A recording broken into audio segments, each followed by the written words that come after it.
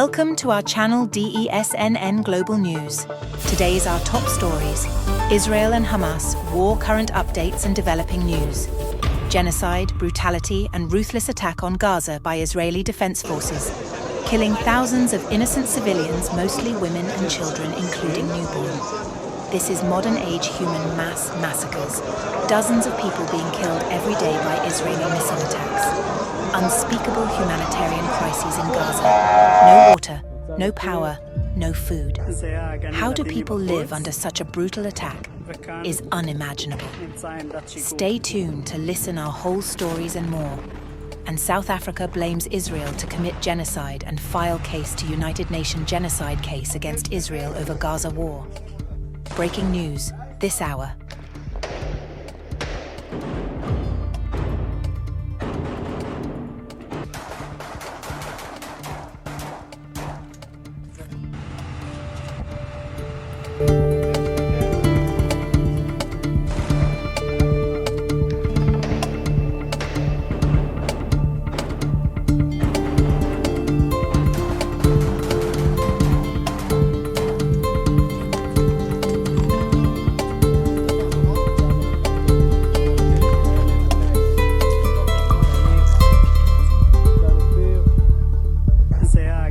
Sunday on to Abu Dhabi Monday morning for US Secretary of State Antony Blinken to meet United Arab Emirates President Al Nahyan. Then to Saudi Arabia to meet Crown Prince Mohammed bin Salman. Everywhere I went, I found leaders who were determined to prevent the conflict that we're facing now from spreading.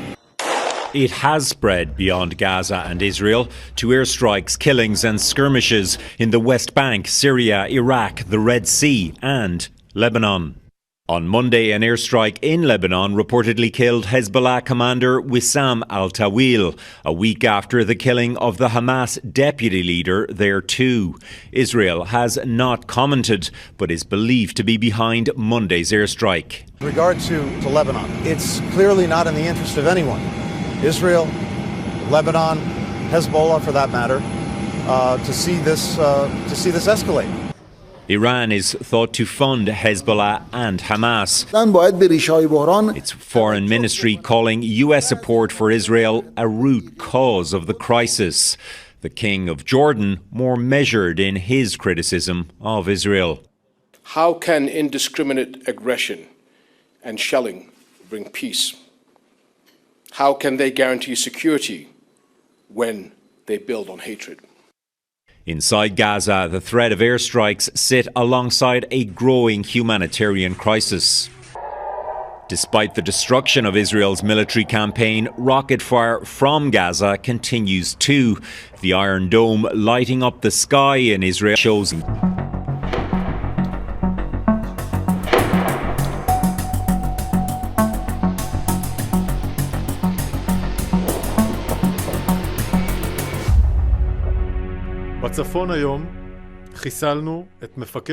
the north today, we killed the southern Lebanon commander of Hezbollah's aerial unit, Ali Hussein Barji, also known as Abu Mehdi. He was killed in an airstrike by the Air Force. Ali had led dozens of drone attacks on Israel.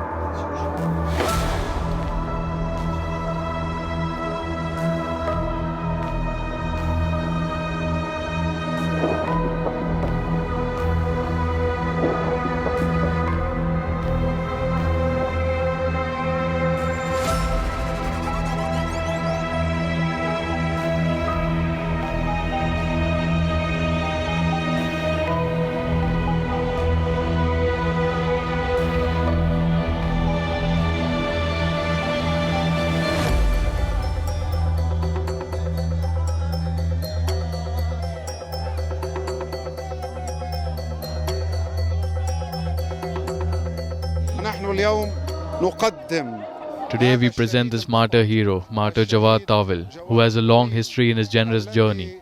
Since the prime of his youth, he has been preserving the land, the honor and the sacred things. We are following his path and say that this land is generous. It has always given birth to martyrs and mujahideen continuously.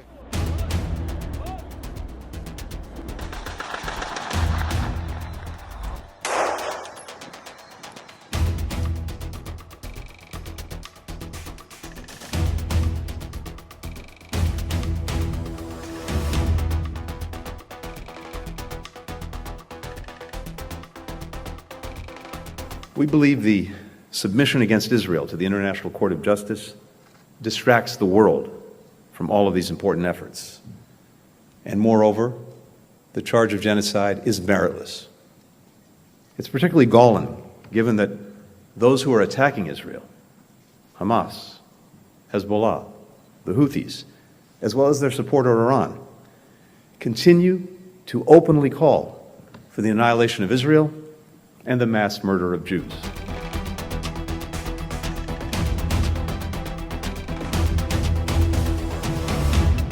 At least for the people of his home village in southern Lebanon. Wissam al-Tawil, nom de guerre Jawad, was the most senior Hezbollah commander killed by Israel so far in this conflict. To the Israelis, he was a terrorist. To his family and supporters, a martyr to the cause.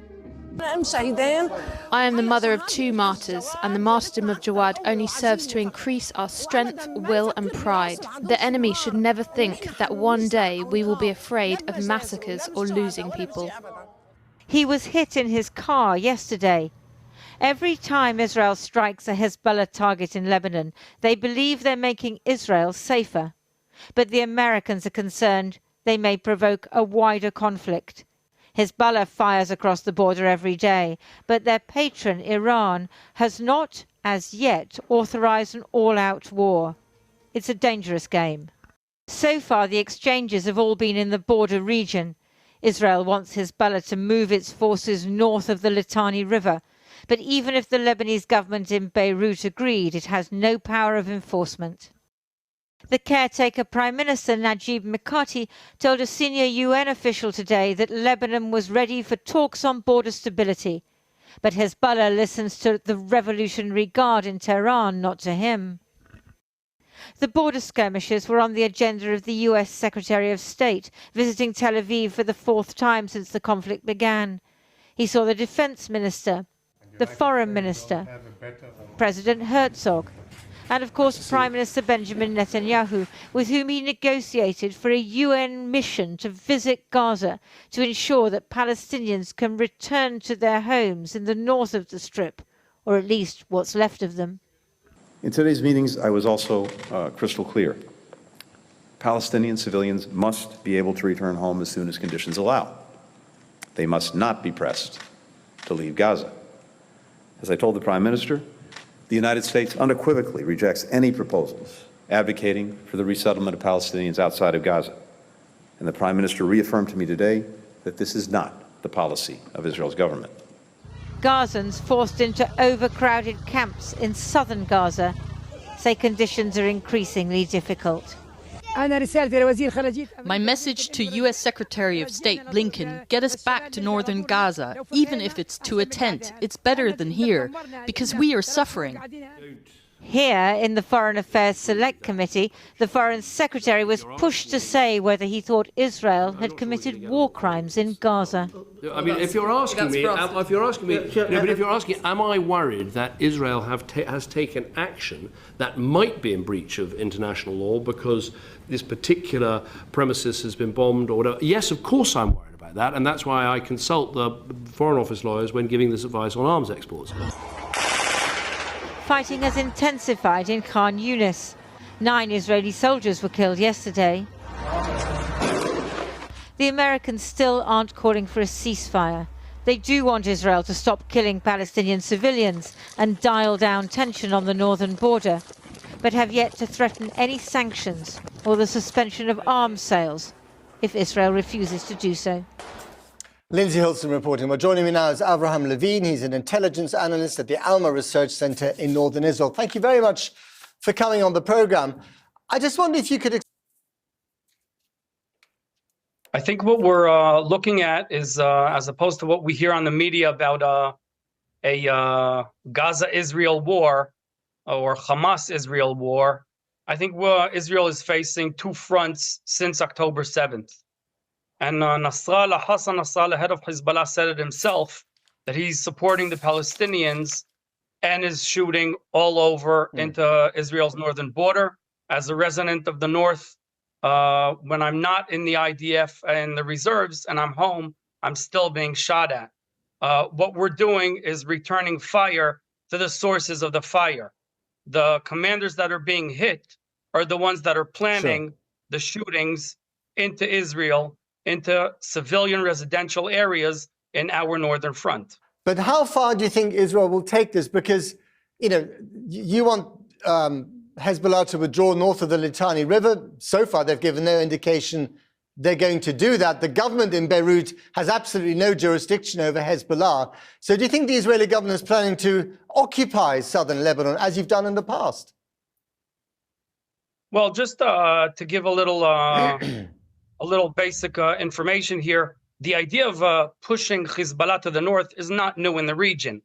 And Resolution 1701 claims that, right, that's a UN resolution. That's not Israel calling for Hezbollah. And there's a UNIFIL, the United Nations Interim Force in Lebanon, one of the most robust, large peacekeeping forces in the world, is in charge of supporting the Lebanese army in doing so. That's their job, not Israel's job. Right. I didn't understand the remark about the jurisdiction. As I understand, Lebanese government has full jurisdiction in Lebanon.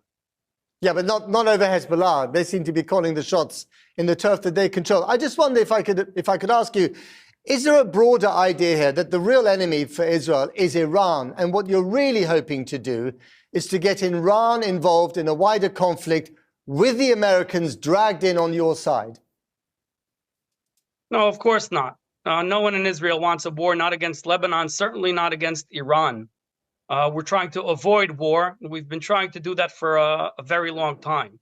I'm sadly, October 7th, we were forced to go to war. That wasn't planned on our side, obviously. Right. I don't think anyone in the world thinks that's the case. But there are many. I think Israel is trying to maintain the situation and make it safe for our civilians to go back home. Because right now, over 200,000 Israelis are displaced in their own country. And as long as that's the situation, Israel has the basic duty to take care of their residents and their security. Just very briefly, do you agree with those, including in the administration in America, who are very afraid that this conflict will escalate in the region? I'm very concerned, yes. I completely agree with that concern. It's extremely important to understand that the situation is very sensitive, and this can lead to a terrible war also on the northern front. I think the main concern and the reason United States officials are coming to Israel is that concern, maintaining a situation that Iran doesn't go to war. I think the rest of the concerns are a little smaller. Abraham Levine, thank you very much indeed. But joining me now from Washington is the Middle East analyst and former State Department advisor, Aaron David Miller. Aaron David Miller, great to have you back on the program. I don't know if you just heard Abraham Levine. He said there is a real concern of an escalation of this conflict in the region, but he's saying that Israel wouldn't be to blame. Do you agree with him? Look, you have three parties, four if you count the United States, that will determine and decide whether or not what we've been watching for almost 4 months now, as we enter the 4th month of the Israel-Hamas war, to whether or not there'll be a regional war and a dramatic escalation. 1, Hezbollah, 2, Iran, 3, Israel, and 4, the United States. I think for now, my judgment is that the risk aversion that has characterized both Hezbollah and Hamas and Iran's policies, and I would include Israel in that category, still prevails. Tehran and Nasrallah are prepared to fight Israel to the last Palestinian. And I think Hamas, frankly, is doing their work for them. The more entrenched Israel becomes in Gaza, the more entrenched Israel becomes in the West Bank, greater the anger of Palestinians, armed struggle. The international community heaps opprobrium on the Israelis. There's tensions with the United States. I think as far as the Iranians are concerned, things are going relatively well. I do believe that if you ask me where we'd be a month from now, we still will not have tripped into what I would describe to you as a major regional confrontation, because no one, including the Israelis, wants to open this box. And when we talk about a regional escalation, let's be clear about what we mean. We mean a major war between Israel and Hezbollah, in which Hezbollah uses thousands of its estimated 150 to 200,000 high trajectory weapons of varying ranges and lethality, some that are precision-guided munitions. Israel will respond, destroying Lebanese infrastructure and much of the southern suburbs of Hezbollah, their command and control. That's going to trigger pro-Iranian militia strikes escalating against U.S. forces in Syria and Iraq. The Americans having deployed a carrier strike group and maybe another with 200 strike aircraft will get involved. And I wouldn't rule out the possibility of direct Israeli and American strikes against Iranian assets and territory. Okay. That's what we're talking about. All right. Now and the way you did, the way you outlined that, it sounds very, very scary indeed. So nobody wants that. Right. Including the Israelis is what you're saying. Particularly given the fact that they have not been able to accomplish their military objectives. Hamas is still a vibrant force. Yeah. They have not succeeded in killing the senior leadership or freeing the hostages. No. Okay. I think a two-front war would be a disaster for everybody, including Israel. Now, another one is this. Blinken has been there 4 times. He keeps urging restraint. The Israelis keep not listening when it comes to restraint. Do you think it's time for him to move to the next level of threat, maybe sanctions of some sort? Look, the U.S. has a hope and an expectation, I think, that the character of the Israeli ground campaign, it's already changed in northern Gaza. And I suspect it's going to change from division-side operations, heavy on artillery and airstrikes, which cause an exponential rise in Palestinian deaths and a humanitarian catastrophe in Gaza, is going to shift by the end of January to a much more directed, brigade-size, intelligence-driven operation against tunnels and the Hamas leadership, assuming they can find them. That's where I think the Israelis are going. Tears flow.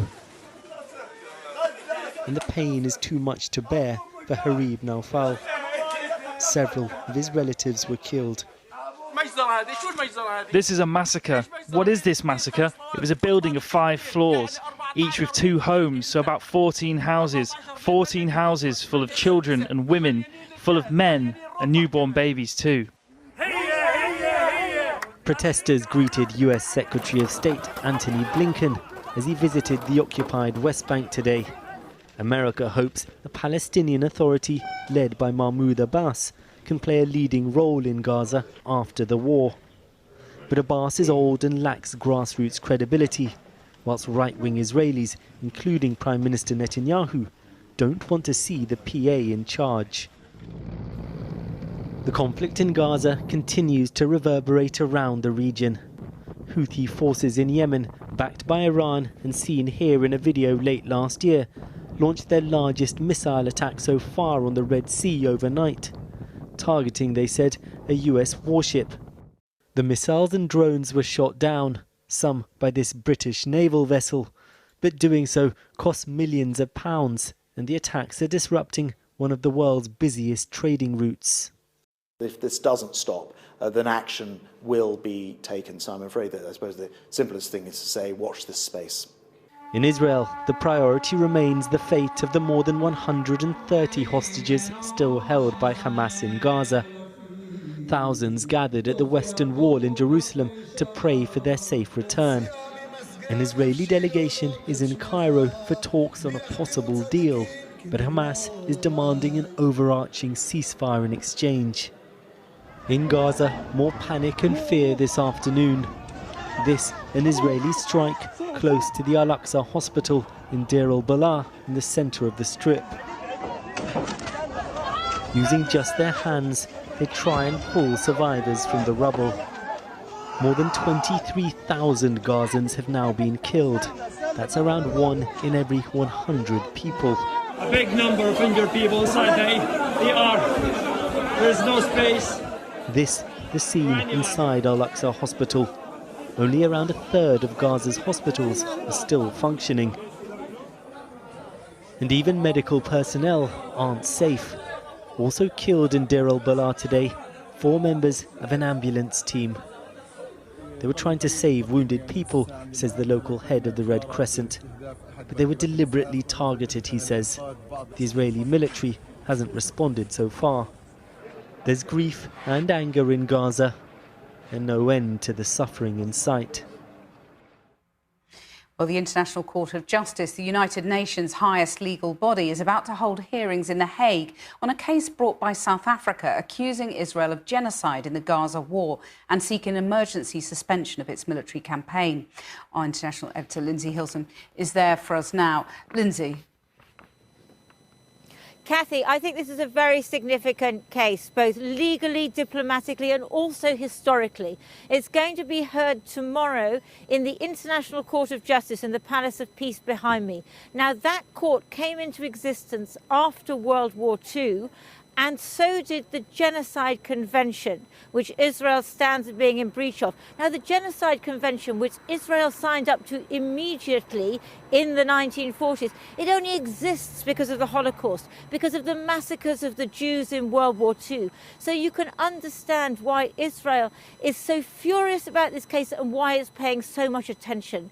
But, you know, genocide is a word that is used very wildly often, but it has a very precise legal meaning. It's an attempt to destroy in whole or in part a religious, national, ethnic group. And that is what Israel stands accused of doing in Gaza, trying to destroy the Palestinians, which of course they deny. But this case, I think, will be extremely significant on that, not because the judges are going to decide it immediately, but because the judges can decide on what they call provisional measures. If they think that the case is plausible, they can say that Israel is obliged to stop doing what it's doing. For example, turn the water back on in Gaza, allow more humanitarian supplies in, possibly even have a ceasefire. So I think that you can see from that how important it is, because that, the judges could decide that in a week or two. And set out for us, if you would, the significance of South Africa bringing this case. Well, it's interesting. We don't speak a lot of Latin on Channel 4 News, though I'm sure you're fluent in it, Kathy. But it's about erga omnes partes. What that means is that any member of the court, and that's all the countries of the United Nations, can bring a case against another country. The court isn't to be confused with the International Criminal Court, which brings cases against individuals. This is countries. Now, South Africa, I think South Africa feels very close to the Palestinian cause because of its apartheid past. Also, South Africa, it has some of the best judges in the world on this. You know, the case, I've got the docket here, this is the application. It's 84 closely argued pages. But of course, just as South Africa has these kind of very effective lawyers, so does Israel, and Israel is going to defend itself very strongly. And briefly, what happens next? Tomorrow, we're going to hear the South African case. That'll be for about 2 hours. The following day, we're going to hear the Israeli defense. And then the judges, there's 15 of them, plus an ad hoc South African and an ad hoc Israeli judge, will go away, and they will make this decision about the provisional measures, whether whether Israel is going to be called on to stop what it's doing in Gaza within the next couple of weeks. Lindsay, thanks very much. Well, British surgeon Nick Maynard has just returned from Gaza, where he led an emergency team working at the Al-Aqsa hospital in central Gaza for 2 weeks until the situation became so dangerous that they were forced to withdraw. And he joins me now from Oxford. Nick Maynard, there was an attack today near the Al-Aqsa hospital where you were working. I wondered if you could describe what you witnessed there, the scale of the suffering, really. Yeah, thank you very much for asking me on. I've just spent 2 weeks working in Al-Aqsa Hospital, and the scenes I witnessed there were scenes, to be honest, I had never imagined I could see in a hospital. The overcrowding was staggering, both outside the hospital, where thousands of locals have effectively built a new town out of tents, or they're not tents, they're man-made tents with plastic and sheets, because they have sought shelter in where they think there is a much safer place to live. And inside the hospital, again, it's a relatively small hospital by our standards. It has about 150 beds. The capacity all the time I was there was well over 600 patients, so grossly overcrowded, and there were many thousands living in the hospital and its grounds as well, relatives, local people from Middle Gaza who had sought shelter there. So every square foot of the hospital, the reception areas, the stairs, the wards were covered with patients lying on the ground. And given, those numbers, when the WHO, the World Health Organization, said today that it's impossible to get humanitarian aid into Israel at the moment, did that hamper your job, your ability to treat those patients? Most certainly. I mean, some aid does get through, but the resources are very limited. I was based mainly in the operating theatre, but a bit in the emergency department, and two of my colleagues were in the emergency department the whole time. But there were days when there was no pain relief in the emergency department. More than 50% of the severe injuries that came in were children, often very small. And you can imagine how indescribably awful it is to witness these small children with their legs having been traumatically amputated and not able to give them any pain relief. And we witnessed all this. There was, on many days, no pain relief at all. In theatres, the resources were often very inadequate. There was one day when we had no running water, so we couldn't scrub up properly. We had to use alcohol gel to try and sterilise our hands for the surgery. Incredibly difficult circumstances. I mean, obviously, you're a doctor, not a lawyer. Healthcare is supposed to be protected under international law. So what do you make of, the bombing at or near medical facilities like Al-Aqsa? There is no doubt in my mind that there is a clear aim to dismantle the whole healthcare structure in Gaza. We have seen what's happened to Shifa Hospital, a place I've worked on many occasions in recent years. The same is... Blood on the walls marks the spot where a falafel salesman stood when an Israeli airstrike hit. He and dozens more people died in the attack just outside the Al-Aqsa hospital in the city of Deir al-Balah. We were selling, not paying attention to anything else. We were going about our business. The worker who works for me was sitting next to me here. The other worker was frying falafel over there. Suddenly, I heard missiles and explosions. I saw body parts scattered around me. In the aftermath, twisted metal and tons of rubble smother those trapped below. Elsewhere in Deir al-Balah, the Palestinian Red Crescent Society reports that at least 6 people were killed when the ambulance they were traveling in was hit. In the south of the Strip, near the city of Rafah, bodies are prepared for burial following airstrikes on a family home. What was their crime? Tell me, were they carrying weapons? Shame on all those who abandoned and betrayed us. Shame on those who are silent witnesses. Shame on Arab leaders. Tell me what these children and women did wrong to end up as body parts. The World Health Organization is pleading with Israel to allow it greater access to the Strip. The barrier to delivering humanitarian aid to the people of Gaza is not the capabilities of the UN, WHO, or our partners. The barrier is access. We call on Israel to approve requests by WHO and other partners to deliver humanitarian aid. We continue to call for a ceasefire. Almost 90% of the population of Gaza, 1.9 million people, have been forced from their homes over 3 months of war, with the latest death toll topping 23,300 people, majority women and children, with nearly 60,000 wounded. Mike Lappel,